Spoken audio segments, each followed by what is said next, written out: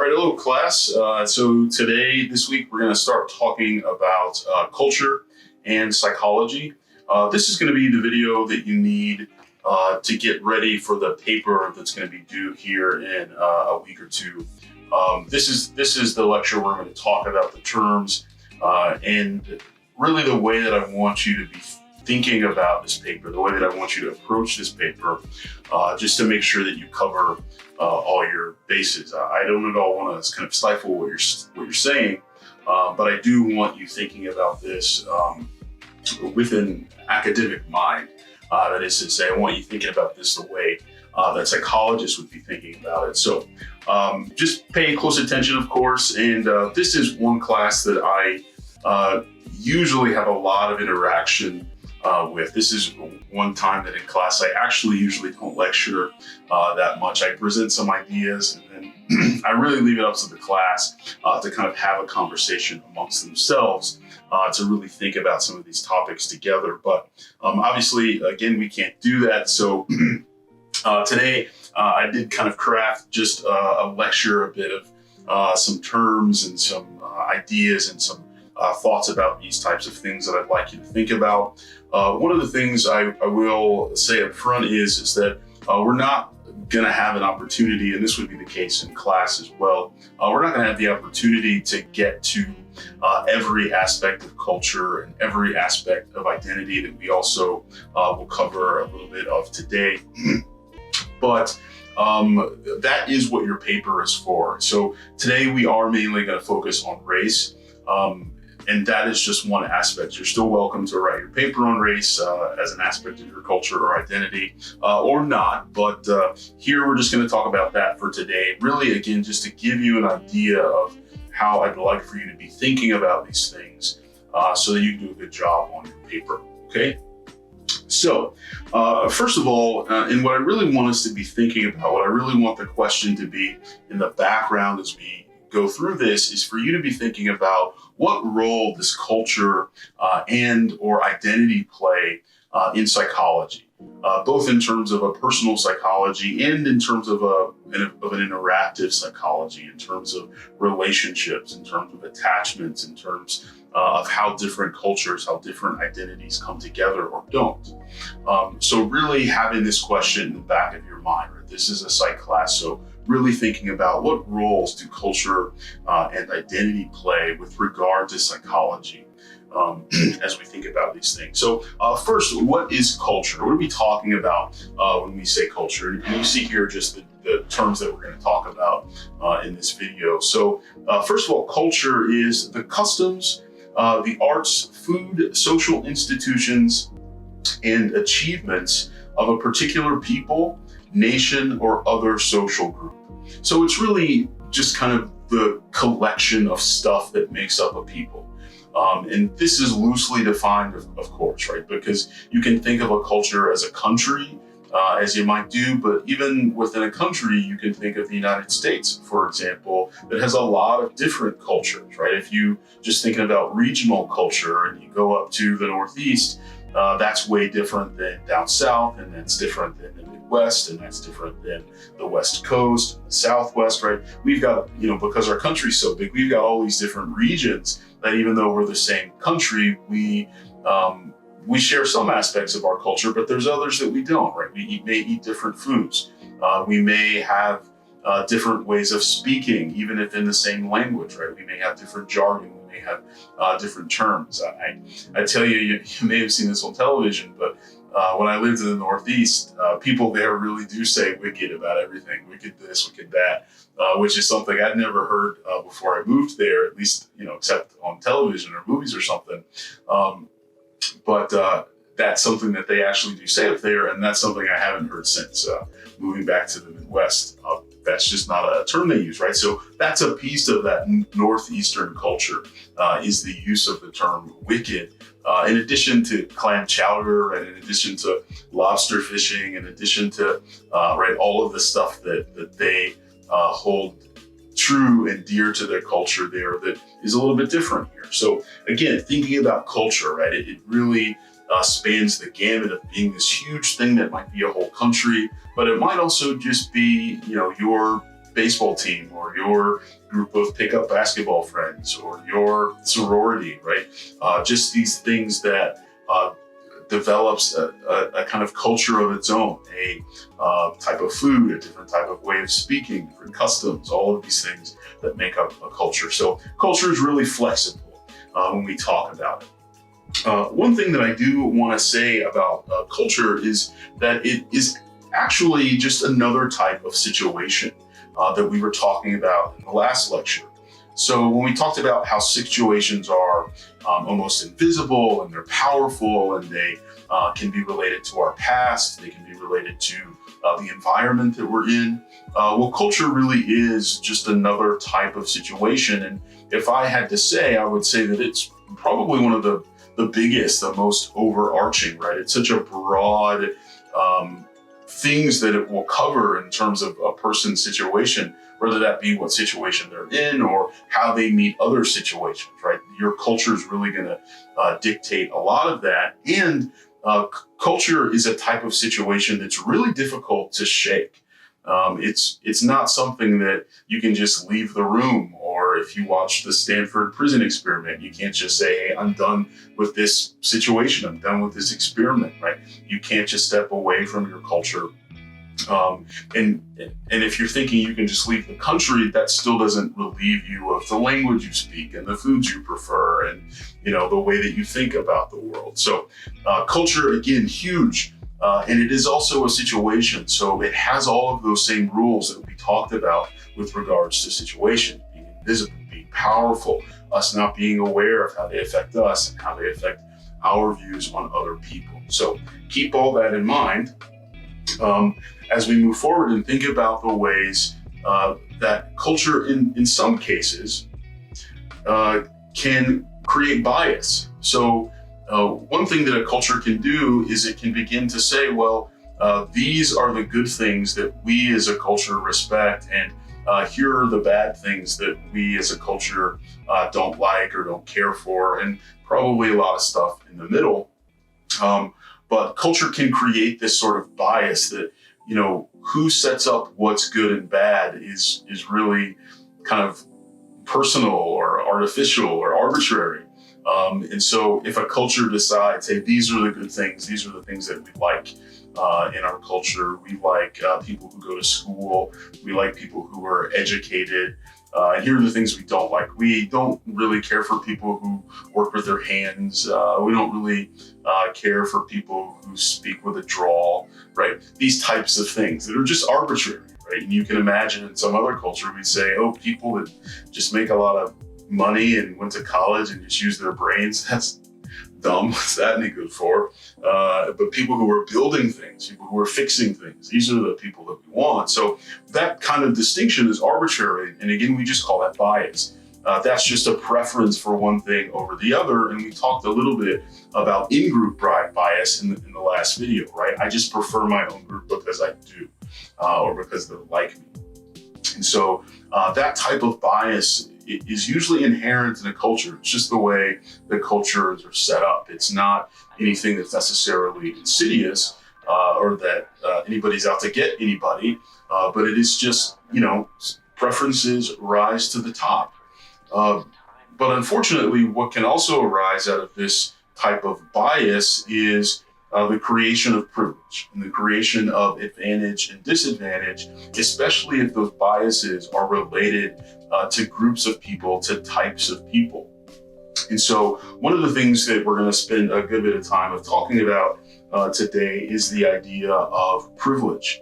And so what is privilege? What are we talking about when we say that somebody is privileged, or that there's such a thing as male privilege or white privilege or something like that? So what is privilege? Privilege are unearned rights, advantages, power, and immunities only experienced by one group or some groups of people, and in some cases, some individuals. The key word I want to point out here in privilege is this idea of unearned. This idea that this isn't something that you worked for. This isn't like going to school for a long time to become a lawyer. You earned that, right? You earned that title. This is something that you just fell into. right? An obvious example of this would be somebody who's just born rich, right? They get handed that money at birth, right? Everything that they buy is, really expensive, and everything their parents get them, and then, when they get out of school, or when their parents pass away, right? They just get that money. So that's privilege, right? It's just something that they got that they didn't earn, versus somebody who, really worked hard for their money. If we're just talking about economic privilege in this case. So privilege, again, really focusing on that idea that something is unearned. It's not just that you have something that somebody else doesn't. It's that you have something that somebody else doesn't, or you have access to something that other people don't. And, well, how did you get that? Oh, you just got it. Okay, well, that's what privilege is, okay?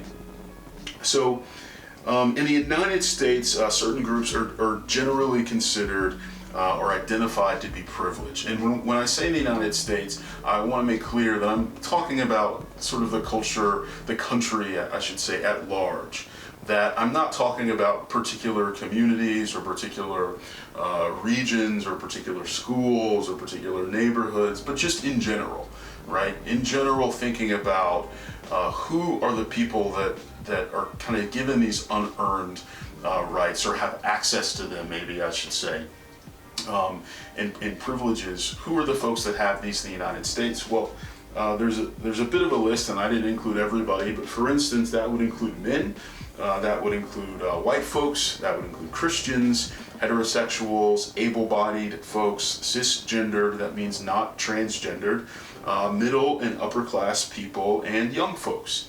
And so most people will find, as I went through this list, and you can probably think of others, most people will find that probably there's some mixture of privilege and disadvantage that you experience, either based on what I've just read on this list and kind of the general sort of feel of the country, or at other times, again, maybe you went to a certain high school, or maybe you grew up in a certain neighborhood where even though men are privileged in this particular country, you grew up in a household full of women, and you just had to do everything that your sisters did and everything that your mom did, right? And so that might be a situation where being a guy might be disadvantaged. But as you step out into the larger world, as soon as you step out of your house without your mom and your sisters, or with you or with them, right, you get to experience some advantage that they don't, right? Some things that they don't get access to,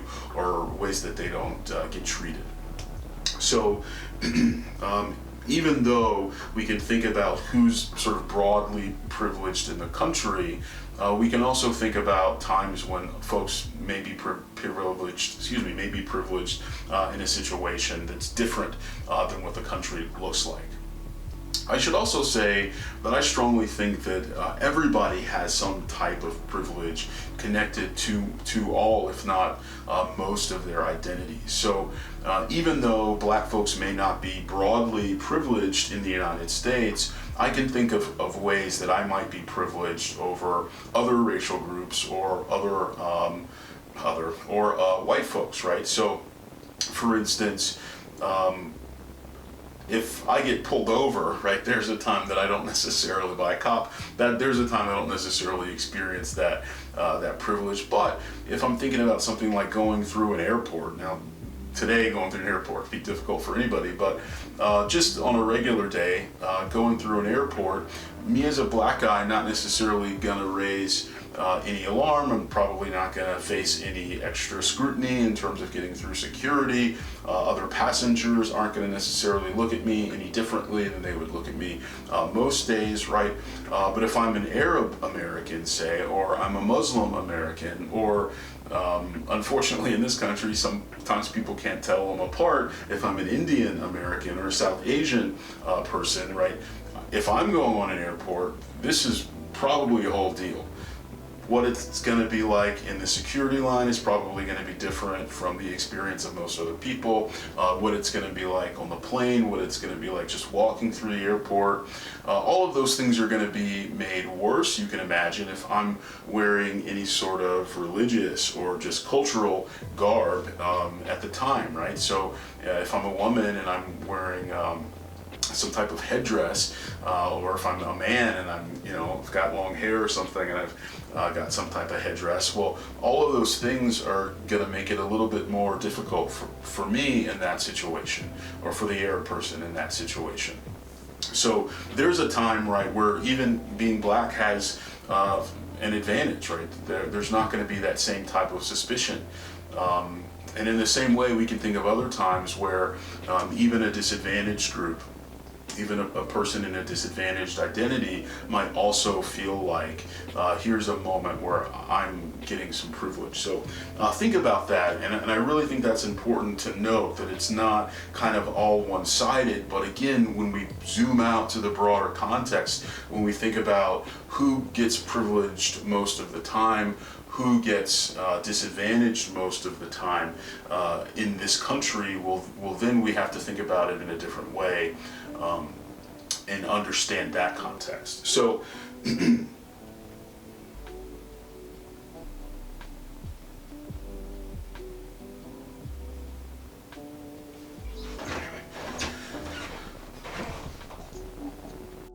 So one other thing about privilege is that because it's an aspect of one's culture, and because culture is a piece of a situation, right? And because culture is an aspect of the situation that you're in, these are again going to have these same rules, are going to have these same guidelines that we saw when we looked at the situation. So bias, so privilege, right? These are things are going to be invisible.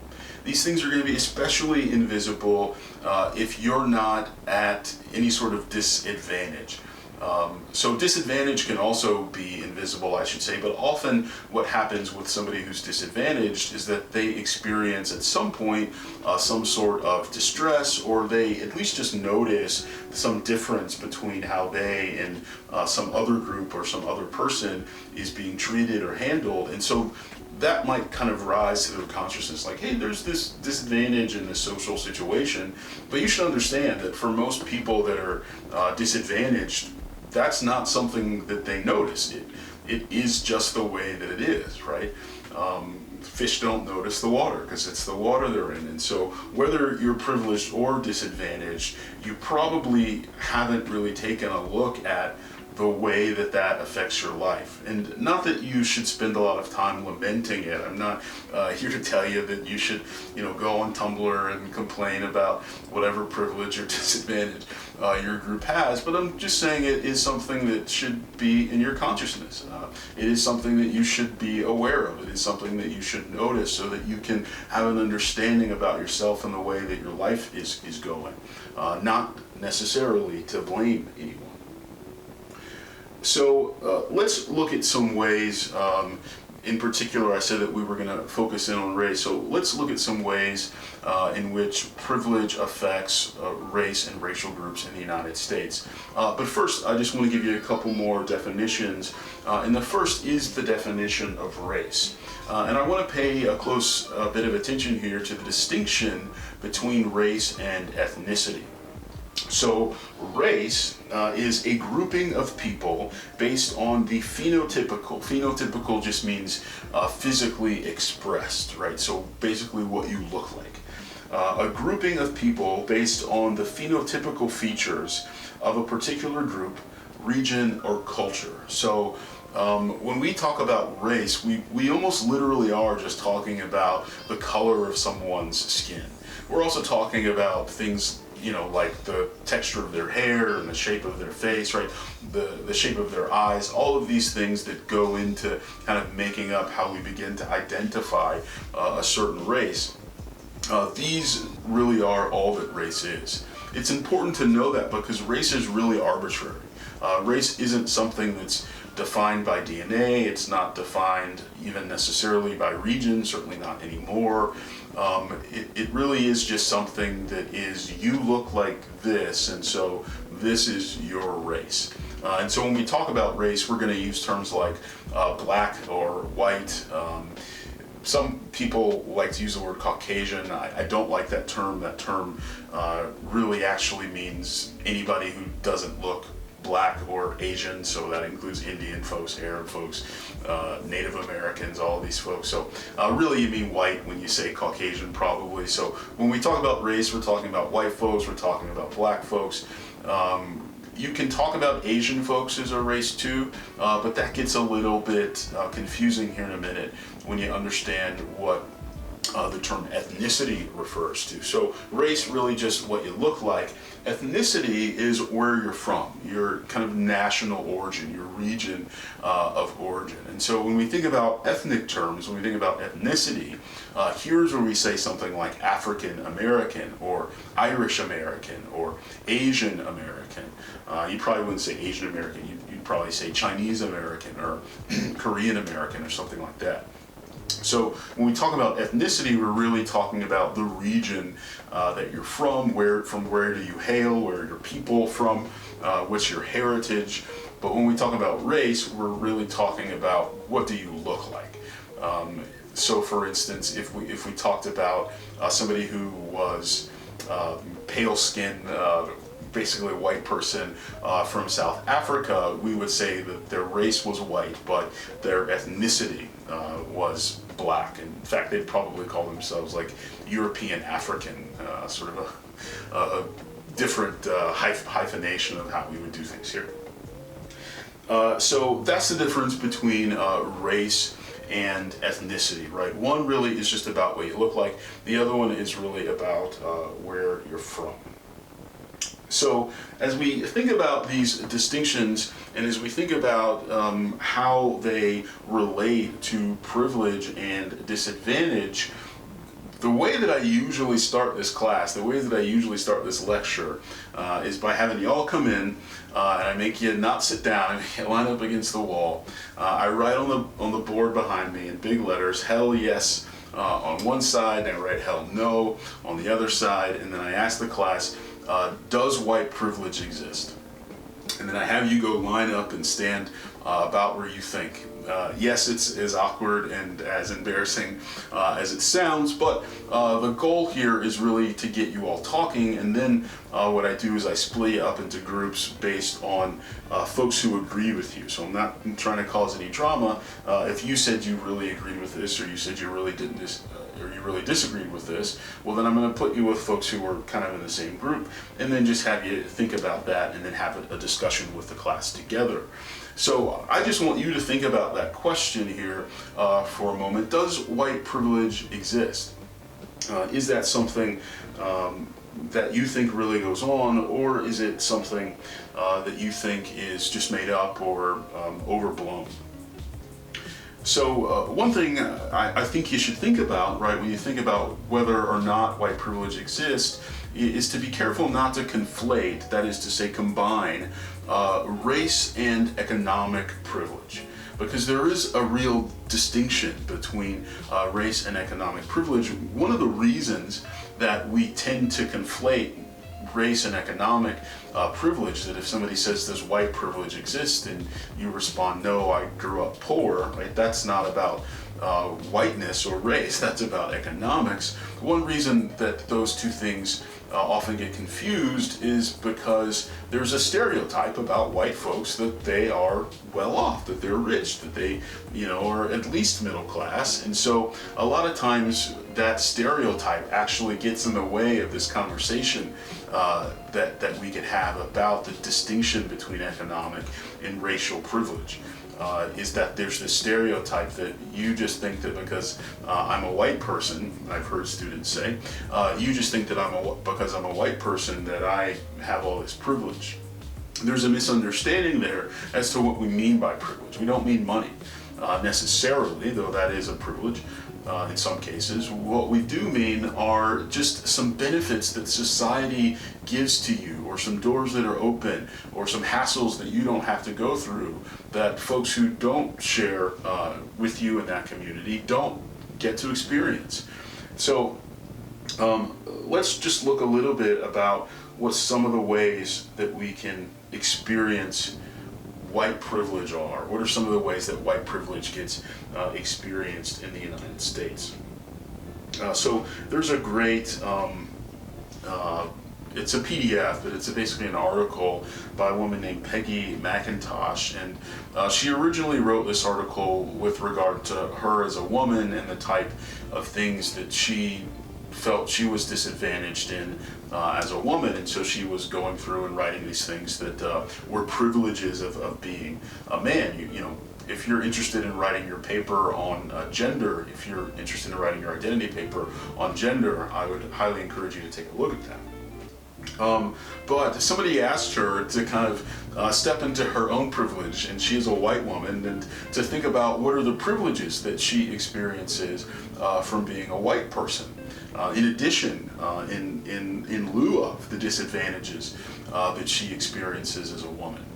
So one just a little important side note is to really think about the ways in which these different identities, these different cultural groups can intersect, right? You may be really disadvantaged in this one way in the culture, and in this other way you might be really advantaged, you might be really privileged. So it's a really long list. I again encourage you to take a look at this one that has to do with race, but I'm just going to pick out a couple that catch my eye here. So number one, if I can arrange, if I wish, to be in the company of people who are my own race most of the time. So I imagine that if you're a white person, that there are certain communities, certain places that you can go that are just white people. And you probably could say that also about people of color, about black folks, about Latin or Asian folks. But the truth around that is, I would say that sure, you can make it so that you are only with people of your own race, but what's going to happen in that situation is you're probably not going to get a job, right? Because you're probably going to have to interact with folks or work with folks who are a different race. You're probably not going to go to school.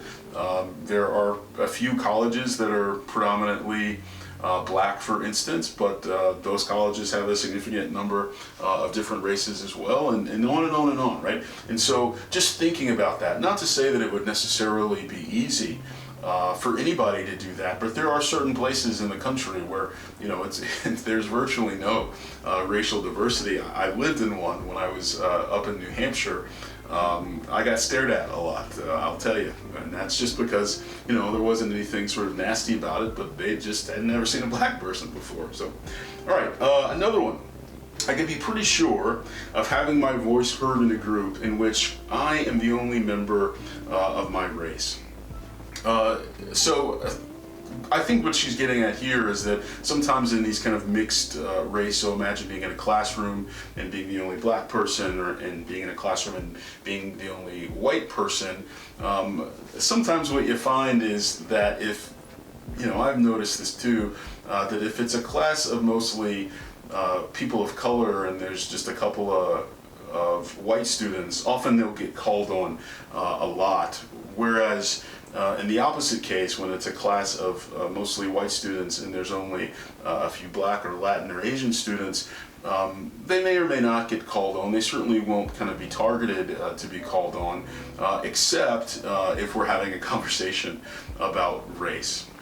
One of the reasons, I should say, that I'm starting with this idea of whiteness and white privilege is generally when I have these conversations, and I've been to seminars on this, I've led different seminars on this, is often what we start out talking about is folks of color, and we start talking about disadvantage, and a lot of times I feel like that's not a conversation that really is inclusive. It's not inclusive of white folks too, to think about the whole picture.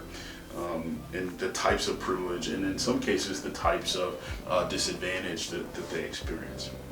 All right, just a couple more of these. So there's one I liked. Number 26, I can easily buy posters, postcards, picture books, greeting cards, dolls, toys, and children's magazines featuring people of my own race. So here's again kind of one of those little subtle things you may not notice, right? But if you're a person of color, and let's say you want to buy children's books for your Asian daughter, and you mostly want to buy her children's books that are representative of her, maybe not all, but maybe just some, well, go in a children's bookstore one day and count the number of books by that feature Asian characters that aren't very stereotypical in some way, that aren't about karate or visiting China or something like that. It's just a cute little children's book that if an Asian mom wanted to take that home to her daughter, she could just say, oh, here's that, right? And then compare that to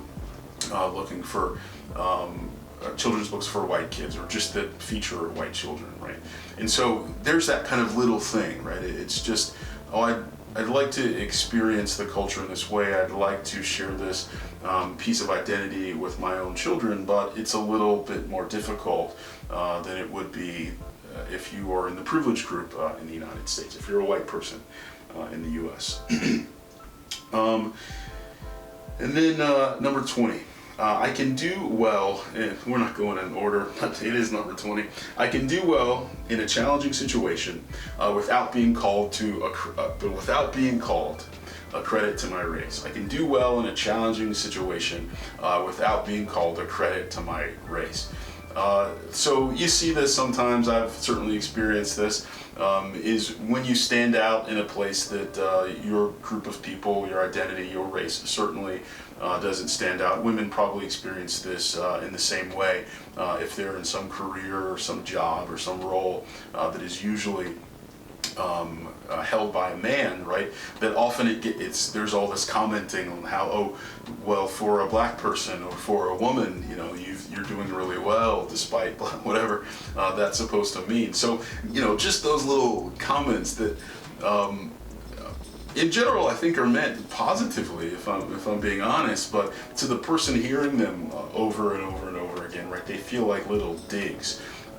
We call those microaggressions. I haven't written this up here on the board, but if you've ever heard that term, microaggressions basically refers to something that isn't really meant mean. It may be meant nice, but it kind of just keeps getting drilled into you to the point that it feels a little bit grating. I usually find a really tall guy in the class, and I'll say, what's it like when people ask you how tall you are? How many times a day do you get that? And, give me 3 questions that people always ask you, right? Can you reach that up there? How's the weather? And do you play basketball, right? And so just those little things, right, that can start to get on your nerves if it's just annoying, but then if you think about it as perhaps a little disadvantaging, that might also really be troubling after a while. So take a look at this list, this list of Peggy McIntosh's, where she talks about the privileges that she has noticed as a white person, and then also the disadvantages that she's noticed as a woman. One of my favorites on here, I couldn't find it, is she talks about being able to find a Band-Aid. Usually in class I come in today wearing just a regular Band-Aid, right, and just that idea of being able to find products that match your skin tone, right? So these are the types of things that we're talking about when we talk about white privilege, right? We're not talking about, has all the money in the world, but just these subtle things, not getting stopped by police, not getting looked at in the store, being able to find things that match your identity, that match the way that you want to express yourself, being able to find products that work for you, right? So we talked about different hair texture being a thing in terms of a racial definition. Well, if you've got black, or in some cases I've heard Asian textured hair, right, you need some different hair products, and well, those types of things can be difficult to find. All of those things, again, somebody's sitting here right now going, all of this stuff's just little bullshit, that none of that stuff really matters. And it doesn't matter to you perhaps because maybe you get that stuff. And also, even if they are little things, even if they are little cuts, right? They're like little, again, paper cuts, where eventually that's really going to hurt. Eventually, that's really going to be a problem. So I'm going to link in the description below just a bunch of videos. This is also a couple days usually that I show a couple videos in addition to having a conversation with a class. And so take a look at those videos, some that I'll point out, you can look at all of them, but some that I think are really fascinating. There's a link to something called the Whiteness Project. And this is just this photographer, I think he's a story writer, maybe a journalist. He basically went out and just asked people, what's it mean to be white today? What's it like to be white today? And they're all white folks, and they're just standing in front of a kind of very simple camera, almost like this, but better lighting. And they're just kind of having little conversations. All of them say something different. They're maybe 2 5 minutes each. And I think there's several different groups. He does one interview, I think, down in Texas, and I think he does one in New York. And so you just get a bunch of people's opinion. Unfiltered, I mean, he's editing it, but some people say some really great stuff, whatever that means to you, and some people say some really not very thoughtful stuff. So I would encourage you to take a look at that one. There's another link to a video, to a What Would You Do video that looks at the difference between what happens when a young black man tries to steal a bike, a young white man tries to steal a bike, and a young woman tries to steal a bike. Some of it's as expected, and then some of it's a little surprising and a little bit funny and a little bit sad. So I really encourage you to take a look at that one. And then I think I'll link just a couple other things that I've looked at, that if you're curious about this stuff, you can take some more looks at. Also might be some good resources for your paper coming up. All right, so let me just look here and make sure I got to everything. So we didn't get to stereotype or stereotype threat, so let me just give you those definitions real quick. Stereotype is a wildly held but fixed and oversimplified image or idea of a particular group or type of person, right? So again, a wildly held but fixed and oversimplified idea or image of a particular person or group.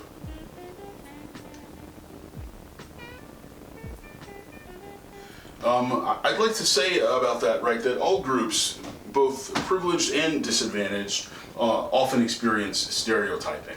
And the stereotypes can be negative, of course, but they can also be positive. And I say positive in air quotes there because one of the things that can happen with positive stereotypes is they can create what's called a stereotype threat. Now, negative stereotypes can create a stereotype threat too, but positive stereotypes do this in a unique way. First of all, a stereotype threat is when you go into a situation and you don't want to confirm a stereotype. When you go into a situation and there's some danger that you might confirm some stereotype about yourself, or maybe disconfirm a positive or a good stereotype. So what's this mean, or what are some examples of this? I feel this way every time I pull into KFC. There's some stereotype threat, right? Because there's this black person and chicken stereotype, and I don't feel like I eat KFC that often, but when I do, I'm always like, all right, who's going to see me in the drive-thru getting KFC, and then they're going to think, oh, here we go, type of a thing. So that's a stereotype threat, right? There's no real reason I should necessarily feel that way, and there's a little bit of a disadvantage felt there, right? That why can't I just go buy myself some chicken without having experienced that little bit of angst or turmoil about it? So other examples of this in a way where maybe there's a positive stereotype that gets kind of turned against somebody is, say, and I hate to use stereotypes, but I don't know how else to give an example. Say you're sitting in a math class, and you go up to the teacher and you say, I really need some help with my homework. I'm having a hard time with this problem. And they point over to an Asian student and say, why don't you go ask Jimmy over there for some help? and you know, Jimmy sees you coming over with your math homework, and now he has to figure out if he's going to tell you that he's actually really bad at math, right? There's that stereotype thread again, is, oh no, I've been put in this situation that is supposed to be positive about my group, but I'm actually not really good at that thing. I'm actually maybe bad at that thing. And so there's that stereotype thread. Another one, right? You're a tall black guy and you're sitting on the basketball court playing Pokemon Go, and some guy says, hey man, come over here and play. You know, we heard black guys can jump. And you're, you know, the most uncoordinated, geeky guy around, right? And you're not good at that. But again, here you are faced with this. Do I go ahead and disconfirm that stereotype, or do I back out? Say you're a white woman and your coworkers jokingly say to you, hey, we're going to Starbucks, you want a pumpkin latte? And you do, right?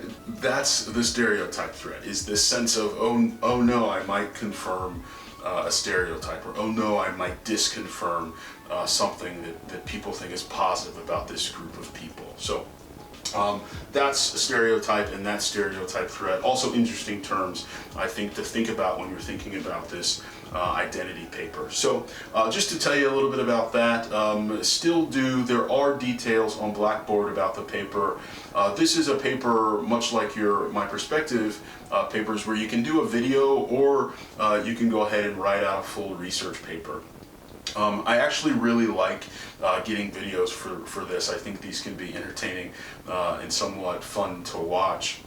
And so when I say a video, one of the things I want you to think about is please don't just give me a paper that you've written where you're reading it on the screen. I can read, just go ahead and submit the paper if you're going to do that. Also, please don't just do a PowerPoint slideshow. The way that people usually do these videos is they may go out and have conversations with people. Now that's of course going to be kind of difficult for you in this situation, but maybe you'll talk to some people in your family, or maybe you've got some friends or roommates or something that you're still in contact with. You could do this over Skype or Zoom or something too, if you wanted to record it that way. Otherwise, sometimes folks will just stand in front of the camera like this and kind of give a lecture style conversation about some of these ideas and some of these topics. So what you're going to be doing is you're going to be choosing one of your identities from the list of identities that I've given you on Blackboard. This obviously is not a complete list, but I really want you to hone in on some of the identities that tend to be pretty important and pretty notable in the United States. And when I say important and notable, I just mean these are just different slices of the country in ways that we tend to slice ourselves, in ways that we tend to go about identifying each other. We tend to identify people by sex, we tend to identify people by race, we tend to identify people by religion, right? Even if you don't want to be. These are things that we tend to identify folks by. So that list includes sex, race and ethnicity, sexual orientation, gender identity, religion, and if you're not American, nationality. If you're American, I do not want a paper about how you're American and what that means. We get it. There's not really anything to compare it to in terms of being inside of the country. But if you're an exchange student or if you grew up somewhere else and you want to talk about how that nationality has been impactful or impacted your experience in the United States, that is a really interesting topic, I think. So choose one of those.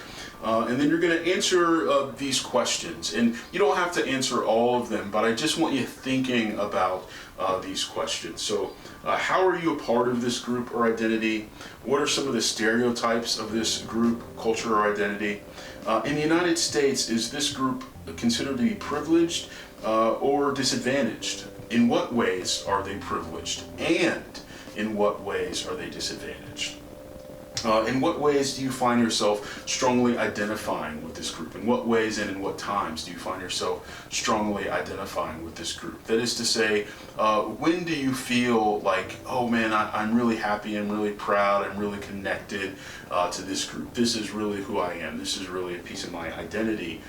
Versus when do you not feel that so much? And not to say you feel disconnected, that's the next question. This one is just, when is it not, I don't know, I didn't really notice I was black today. I didn't really notice I was a guy today. I didn't really notice these things, right? Versus times where I feel like I'm a man or something like that. And then, in which ways and in what times do you find yourself disidentifying with this group? That is to say, when you feel like, oh man, I really wish I wasn't a part of what they're doing or a part of who they are, right? When do you feel yourself wanting to kind of find some distance? And then thinking about what types of research, of course, this is a research paper, what types of research have been connected to this group, and do those findings match your experience, or are they different than your experience? Either one's fine to talk about, but just thinking about what the research says and then thinking about your own experience of it. And then what has surprised you, and then lastly, what makes you proud about being a member of this group or identity? So we spent a lot of time talking about privilege, and I really just want to say that the way that I think folks should think about privilege, and the way that I try to think about it for myself, is that it really is just a type of grace. And if you're religious at all, I'm not too religious, but this idea of grace is just that you got something that, that God gave you something in a religious sense that you didn't earn, but it's just kind of a gift that you have. And so now what are you going to do with it? And so rather than thinking about privilege, and I usually see my students squirm as if it's some type of accusation about them, I would really encourage you to think about the ways in which that is a grace for you, and in what ways that you can use that perhaps to be a good person, and maybe even benefit some folks who are disadvantaged in that particular way or other ways. I'll see you next time.